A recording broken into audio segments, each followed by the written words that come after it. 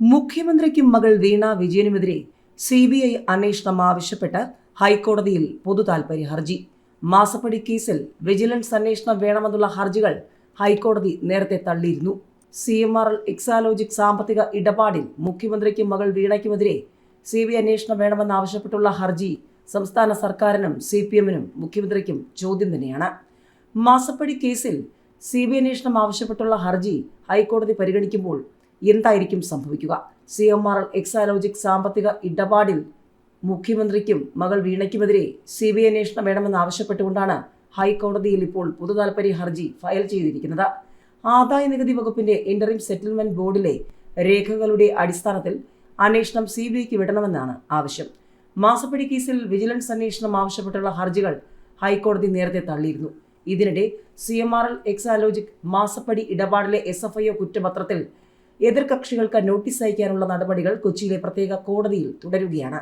മുഖ്യമന്ത്രിയുടെ മകൾ വീണ, ശശിധരൻ കർത്ത ഉൾപ്പെടെയുള്ളവർക്ക് അടുത്ത ആഴ്ചയോടെ സമൻസ് അയക്കുമെന്നാണ് വിവരം. അതേസമയം കേസിൽ അന്വേഷണം തുടരുന്ന എൻഫോഴ്സ്മെന്റ് ഡയറക്ടറേറ്റ് കുറ്റപത്രത്തിന് പുറമെ മൊഴികളും രേഖകളും ആവശ്യപ്പെട്ട് കൊച്ചിയിലെ കോടതിയിൽ ഉടൻ അപേക്ഷ നൽകും. CMRL കേസിൽ സീരിയസ് ഫ്രോഡ് ഇൻവെസ്റ്റിഗേഷൻ ഓഫീസ് സമർപ്പിച്ച പ്രോസിക്യൂഷൻ കംപ്ലൈന്റിന്റെ പകർപ്പ് എൻഫോഴ്സ്മെന്റ് ഡയറക്ടറേറ്റിന് കൈമാറാൻ വിചാരണ കോടതി ഉത്തരവിട്ടിരുന്നു. ED കൊച്ചി യൂണിറ്റിലെ അസിസ്റ്റന്റ് ഡയറക്ടർ പകർപ്പ് കഴിഞ്ഞ ദിവസം തന്നെ കൈപ്പറ്റിയിരുന്നു. കേസിൽ കള്ളപ്പണം വെളുപ്പിക്കൽ നിരോധന നിയമം, വിദേശ നാണയ വിനിമയ ചട്ടം എന്നിവയുടെ ലംഘനമുണ്ടായിട്ടുണ്ടോ എന്ന് പരിശോധിക്കാനായി കുറ്റപത്രത്തിന്റെ പകർപ്പ് ആവശ്യപ്പെട്ട് ED കഴിഞ്ഞ ദിവസം അപേക്ഷ നൽകിയിരുന്നു. SFIOയുടെ അഭിപ്രായം ആരാഞ്ഞ ശേഷമാണ് കോടതി നടപടി. അജിത് കുമാറിനെതിരായ റിപ്പോർട്ട് സർക്കാർ പൂഴ്ത്തിയത് 2.5 മാസത്തോളം. നടപടികൾ വൈകിപ്പിച്ചത് ആരെ രക്ഷിക്കാനെന്ന ചോദ്യം ഒരു വശത്ത്. മുഖ്യമന്ത്രിക്ക് കത്ത് നൽകി ഗൂഢാലോചന അന്വേഷിക്കണമെന്ന് KM എബ്രഹാം മറുവശത്ത്. 2 ചോദ്യങ്ങളാണ് മുഖ്യമന്ത്രി പിണറായി വിജയന് മുന്നിലുള്ളത്. ADGP P വിജയനെതിരെ വ്യാജ മൊഴി നൽകിയെന്ന പരാതിയിൽ ADGP MR അജിത് കുമാറിനെതിരെ കേസെടുക്കാമെന്ന് വ്യക്തമാക്കി DGP ദർവേഷ് സാഹിബ് ജനുവരിയിൽ നൽകിയ റിപ്പോർട്ട് സർക്കാർ തീരുമാനമെടുക്കാതെ പൂഴ്ത്തിവച്ചത് 2.5 മാസത്തോളം. 2024 ഡിസംബർ 12-നാണ് അജിത് കുമാർ നടത്തിയത് അടിസ്ഥാനരഹിതമായ ആരോപണമാണെന്നും നിയമ നടപടി വേണമെന്നും ആവശ്യപ്പെട്ട് P വിജയൻ DGPക്ക് പരാതി നൽകിയത്. ഈ കത്ത് DGP സർക്കാരിന് കൈമാറി. തുടർന്ന് വിഷയത്തിൽ അന്വേഷിച്ച് ശുപാർശ നൽകാൻ ജനുവരിയിൽ സർക്കാർ DGPയോട് ആവശ്യപ്പെട്ടു. ഇതനുസരിച്ച് പരിശോധനകൾക്ക് ശേഷം ജനുവരി അവസാനത്തോടെ തന്നെ DGP നടപടി ആവശ്യപ്പെട്ട് സർക്കാരിന് മറുപടി നൽകിയിരുന്നു. വിജയനെതിരെ അജിത് കുമാർ നടത്തിയത് വ്യാജ മൊഴിയാണെന്നും സിവിലായോ ക്രിമിനലായോ നടപടി സ്വീകരിക്കണമെന്നുമുള്ള ശുപാർശയാണ് DGP മുഖ്യമന്ത്രിക്ക് നൽകിയത്. ഇത്രത്തോളം ഗൗരവമായ വിഷയമായിരുന്നിട്ട് പോലും 2.5 മാസമായിട്ടും ഇക്കാര്യത്തിൽ ഒരു തീരുമാനവും എടുക്കാൻ സർക്കാർ തയ്യാറായിട്ടില്ല. സ്വന്തം നിലയ്ക്ക് നിയമ നടപടി എടുക്കാൻ അനുവദിക്കണമെന്ന P വിജയന്റെ ആവശ്യവും അംഗീകരിച്ചിട്ടില്ല. തൃശൂർ പൂരം കലക്കിയതുമായി ബന്ധപ്പെട്ടും RSS നേതാക്കളുമായി കൂടിക്കാഴ്ച നടത്തിയ വിഷയത്തിലും MR അജിത് കുമാറിന് സംരക്ഷണ കവചം ഒരുക്കിയ മുഖ്യമന്ത്രി തന്നെയാണ് ഇക്കാര്യത്തിലും തീരുമാനം വൈകിപ്പിക്കുന്നതെന്ന ആക്ഷേപമാണ് ഉയർന്നത്. കരിപ്പൂർ സ്വർണ്ണക്കടത്തുമായി ബന്ധപ്പെട്ട PV അൻവർ നൽകിയ പരാതിയിൽ അന്വേഷണം നടത്താൻ DGP S ദർവേഷ് സാഹിബിന്റെ നേതൃത്വത്തിലുള്ള അന്വേഷണ സമിതിയെ സർക്കാർ നിയോഗിച്ചിരുന്നു. ഈ സമിതിക്ക് മുന്നിലാണ് ADGP P വിജയനെതിരെ ADGP MR Ajith Kumar മൊഴി നൽകിയത്. കരിപ്പൂരിലെ സ്വർണ്ണക്കടത്തിൽ P വിജയന് ബന്ധമുണ്ടെന്ന് SP സുജിത് ദാസ് പറഞ്ഞിരുന്നതായാണ് അജിത് കുമാറിന്റെ മൊഴി. സുജിത് ദാസ് പിന്നീട് ഈ മൊഴി നിഷേധിച്ചിരുന്നു.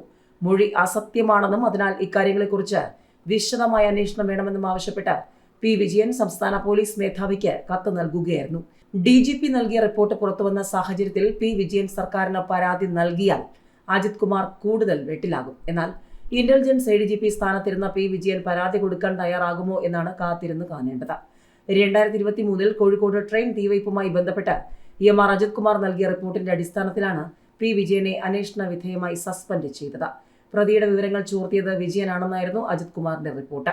പിന്നീട് നടന്ന അന്വേഷണത്തിൽ ഉന്നത ഉദ്യോഗസ്ഥർ അജിത് കുമാറിന്റെ റിപ്പോർട്ട് തള്ളിയതോടെയാണ് വിജയൻ സർവീസിൽ തിരിച്ചെത്തിയത്. അജിത് കുമാറിനെതിരെ 2ാം തവണയാണ് DGP ആഭ്യന്തര വകുപ്പിന് നോട്ടീസ് നൽകുന്നത്. പൂരം കലക്കലുമായി ബന്ധപ്പെട്ട് അജിത് കുമാർ നൽകിയ അന്വേഷണ റിപ്പോർട്ട് തള്ളിയ DGP അജിത് കുമാറിന് സംഭവത്തിലുള്ള ബന്ധവും അന്വേഷിക്കണമെന്ന് ശുപാർശ നൽകിയിരുന്നു. ഇതിന്റെ അടിസ്ഥാനത്തിൽ അജിത് കുമാറിന്റെ റിപ്പോർട്ട് തള്ളിയ ആഭ്യന്തര സെക്രട്ടറി പുനരന്വേഷണത്തിന് ഉത്തരവിടുകയായിരുന്നു. പൂരം കലക്കലിൽ അജിത് കുമാറിന്റെ പങ്കിനെക്കുറിച്ച് DGPയുടെ അന്വേഷണം പുരോഗമിക്കുകയാണ്. മന്ത്രി K രാജന്റെയും അജിത് കുമാറിന്റെയും മൊഴി രേഖപ്പെടുത്തിയ ശേഷം ഇത് സംബന്ധിച്ചുള്ള റിപ്പോർട്ടും DGP സർക്കാരിന് കൈമാറും. പുതിയ DGP സാധ്യതാ പട്ടികയിലും MR അജിത് കുമാർ ഇടം പിടിച്ചതിന് പിന്നാലെയാണ് കൂടുതൽ വിവാദങ്ങൾ പുറത്തുവരുന്നത്. മുഖ്യമന്ത്രിക്ക് മറ്റൊരു കുരുക്കായി KM എബ്രഹാം. തനിക്കെതിരെ ഗൂഢാലോചന നടക്കുകയാണെന്നും അന്വേഷിക്കണമെന്നും ചൂണ്ടിക്കാട്ടി മുഖ്യമന്ത്രിയുടെ chief principal secretary KM Abraham മുഖ്യമന്ത്രിക്ക് കത്ത് നൽകി. IPS ഉദ്യോഗസ്ഥന്റെ നേതൃത്വത്തിലുള്ള സംഘം അന്വേഷിക്കണമെന്നാണ് ആവശ്യം. താൻ സ്ഥാനത്ത് തുടരണോ എന്ന് മുഖ്യമന്ത്രിക്ക് തീരുമാനിക്കാം. മുഖ്യമന്ത്രിയുടെ ഓഫീസിനെ അപകീർത്തിപ്പെടുത്തുകയാണ് തനിക്കെതിരായ നീക്കങ്ങളുടെ ലക്ഷ്യമെന്നും എബ്രഹാം മുഖ്യമന്ത്രി പിണറായി വിജയൻ അയച്ച കത്തിൽ പറഞ്ഞു. അനധികൃത സ്വത്ത് സമ്പാദന കേസിൽ CBI അന്വേഷണത്തിന് ഹൈക്കോടതി ഉത്തരവിട്ടതോടെയാണ് KM എബ്രഹാം കാര്യങ്ങൾ വിശദീകരിച്ച് മുഖ്യമന്ത്രിക്ക് കത്ത് നൽകിയത്. 2015 ധനകാര്യ അഡീഷണൽ ചീഫ് സെക്രട്ടറി ആയിരുന്ന കാലത്ത് വരവിൽ കവിഞ്ഞ സ്വത്ത് സമ്പാദിച്ചെന്നാണ് എബ്രഹാമിനെതിരെയുള്ള കേസ്. മുഖ്യമന്ത്രിയുടെ പ്രൈവറ്റ് സെക്രട്ടറി വീണ്ടും കണ്ണൂരിൽ ക്യാപ്റ്റൻ ആയിരിക്കുകയാണ്. എല്ലാം മുഖ്യമന്ത്രിയുടെ മനസ്സുപോലെ 5 മിനിറ്റിൽ തീരുമാനമായി. പിണറായി അല്ല പാർട്ടിയെന്നും പാർട്ടിയാണ് പ്രധാനമെന്നൊക്കെ MA ബേബിയും MV ഗോവിന്ദനും ഒക്കെ പറയുന്നുണ്ടെങ്കിലും പിണറായി തന്നെയാണ് പാർട്ടിയെന്ന് ഒരിക്കൽ കൂടി കണ്ണൂരിലും തെളിഞ്ഞിരിക്കുകയാണ്. 5 മിനിറ്റിൽ കാര്യങ്ങൾക്ക് മുഖ്യമന്ത്രി തന്നെ തീരുമാനമാക്കുന്നു. AKG സെന്ററിൽ നിന്നല്ല ശമ്പളം വാങ്ങുന്നതെന്ന് ഓർക്കണം. ദിവ്യ എസ് അയ്യർക്കെതിരെ യൂത്ത് കോൺഗ്രസ് മാഞ്ഞടിച്ചിട്ടുണ്ട്. KK രാഗേഷിനെ സ്തുതിച്ചുകൊണ്ട് ദിവ്യ എസ് അയ്യർ രംഗത്ത് വന്നതിന് പിന്നാലെയാണ് യൂത്ത് കോൺഗ്രസിന്റെ ആഞ്ഞടിക്കൽ. അവിടെ കൊണ്ട് തീർന്നില്ല. യജമാനന് വേണ്ടി വഴിയിൽ നിന്ന് കുരയ്ക്കുന്ന അടിമ. ബാലന്റെ ജൽപ്പനങ്ങൾക്ക് പുല്ലുവില എന്ന് വിമർശിച്ചുകൊണ്ട് K സുധാകരനും രംഗത്ത് വന്നിട്ടുണ്ട്. ജില്ലാ നേതൃത്വത്തിന്റെ പരിഗണനയിൽ മുതിർന്ന നേതാക്കൾ ഉൾപ്പെടെ പലരും ഉണ്ടായിരുന്നു. പക്ഷേ മുഖ്യമന്ത്രി പിണറായി വിജയൻ പങ്കെടുത്ത യോഗത്തിൽ CPMന്റെ കണ്ണൂർ ജില്ലാ സെക്രട്ടറിയായി KK രാഗേഷിനെ തിരഞ്ഞെടുക്കാൻ 5 മിനിറ്റ് പോലും വേണ്ടി വന്നില്ല. സ്വന്തം ഘട്ടകത്തിൽ വിശ്വസ്തനെ പാർട്ടിയുടെ തലപ്പത്ത് നിയോഗിക്കാനെത്തിയ മുഖ്യമന്ത്രി യോഗത്തിൽ ആകെ ചെലവഴിച്ചത് അരമണിക്കൂറിൽ താഴെ മാത്രം. രാവിലെ ജില്ലാ കമ്മിറ്റി ഓഫീസിലെത്തിയ അദ്ദേഹം അരമണിക്കൂർ കൊണ്ട് തന്നെ ദൗത്യം നിർവഹിച്ചു മടങ്ങി.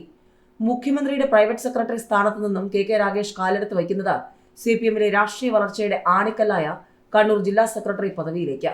ഈ സ്ഥാനം ഉയർച്ചയുടെ ആദ്യപടിയെന്നാണ് രാഷ്ട്രീയ അനുഭവം. Pinarayi Vijayan, Chadayan Govindan, MV Raghavan, Kodiyeri Balakrishnan, EP Jayarajan, MV Govindan, ഏറ്റവും ഒടുവിൽ MV ജയരാജൻ. കണ്ണൂർ ജില്ലാ സെക്രട്ടറി സ്ഥാനത്ത് നിന്നും വളർന്നു വന്നവർ ഏറെ. കണ്ണൂർ ജില്ലാ സെക്രട്ടറി സ്ഥാനത്തിരുന്ന ചുരുക്കം ആളുകൾക്ക് മാത്രമേ വിപരീത അനുഭവം ഉണ്ടായിട്ടുള്ളൂ. മുഖ്യമന്ത്രി നേരിട്ടെത്തിയാണ് തന്റെ വിശ്വസ്തനെ സംഘടനാ ചുമതല ഏൽപ്പിച്ചത്. യൂണിസെഫിൻ്റെതുൾപ്പെടെ മികച്ച പാർലമെന്റേറിയനുള്ള പുരസ്കാരങ്ങൾ ലഭിച്ചതാണ് രാഗേഷിന്. രാജ്യസഭാംഗമായിരിക്കെ വിവിധ കമ്പനികളുടെ സാമൂഹിക പ്രതിബദ്ധതാ ഫണ്ട് ഏകോപിപ്പിച്ച് മുണ്ടേരി ഗവൺമെന്റ് ഹയർ സെക്കൻഡറി സ്കൂളിനെ രാജ്യാന്തര നിലവാരത്തിലേക്ക് ഉയർത്തി. 50 കോടിയോളം രൂപയാണ് ഏകോപിപ്പിച്ചത്. അതേസമയം KK രാഗേഷിന്റെ ഭാര്യ പ്രിയ വർഗീസിന്റെ നിയമനം വലിയ വിവാദവും ചർച്ചയുമായിരുന്നു. നേരത്തെ കണ്ണൂർ സർവകലാശാലയിലെ അസോസിയേറ്റ് പ്രൊഫസർ തസ്തിക വിവാദത്തിൽ KK രാഗേഷിന്റെ ഭാര്യ പ്രിയ രാഗേഷിന്റെ പേരുമായി ബന്ധപ്പെട്ടുള്ള ചർച്ചകൾ സജീവമായി കേരളത്തിലെ മാധ്യമങ്ങൾ ഉയർത്തിയിരുന്നു. കണ്ണൂരിൽ CPMനെ നയിക്കാൻ ഒരിക്കൽ കൂടി മുഖ്യമന്ത്രി പിണറായി വിജയന്റെ പ്രൈവറ്റ് സെക്രട്ടറി എത്തുകയാണ്. നിലവിൽ സ്ഥാനമൊഴിഞ്ഞ ജില്ലാ സെക്രട്ടറി MV ജയരാജൻ ഈ സ്ഥാനത്തേക്ക് എത്തിയത് മുഖ്യമന്ത്രിയുടെ പ്രൈവറ്റ് സെക്രട്ടറി ആയിരിക്കുമ്പോഴാണ്. ഇപ്പോൾ അദ്ദേഹത്തിന്റെ പിൻഗാമിയായി KK രാഗേഷ് എത്തുന്നതും ഇതേ പദവിയിൽ നിന്ന് തന്നെ.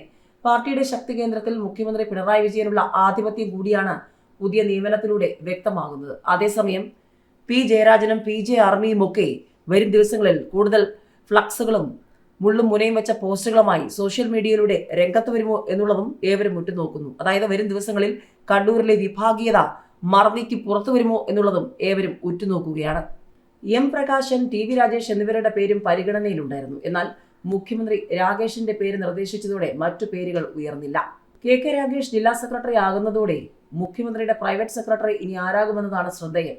ഇതിനെക്കുറിച്ചുള്ള ചോദ്യത്തിന് ഇപ്പോൾ അതിനെക്കുറിച്ച് പറയുന്നില്ലെന്നാണ് CPM സംസ്ഥാന സെക്രട്ടറി MV ഗോവിന്ദൻ പ്രതികരിച്ചത്. 2021 രണ്ടാം പിണറായി സർക്കാർ അധികാരത്തിലെത്തിയതിന് പിന്നാലെയാണ് മുഖ്യമന്ത്രിയുടെ പ്രൈവറ്റ് സെക്രട്ടറിയായി രാഗേഷ് എത്തുന്നത്. CPM കണ്ണൂർ ജില്ലാ സെക്രട്ടറിയായി തിരഞ്ഞെടുക്കപ്പെട്ട KK രാഗേഷിനെ പുകഴ്ത്തിയ ദിവ്യ എസ് അയ്യർ IASനെ വിമർശിച്ച യൂത്ത് കോൺഗ്രസ്. AKG സെന്ററിൽ നിന്നല്ല ശമ്പളം വാങ്ങുന്നതെന്നെങ്കിലും ഓർക്കണമെന്ന് യൂത്ത് കോൺഗ്രസ് കണ്ണൂർ ജില്ലാ പ്രസിഡന്റ് വിജിൽ മോഹനൻ വിമർശിച്ചു.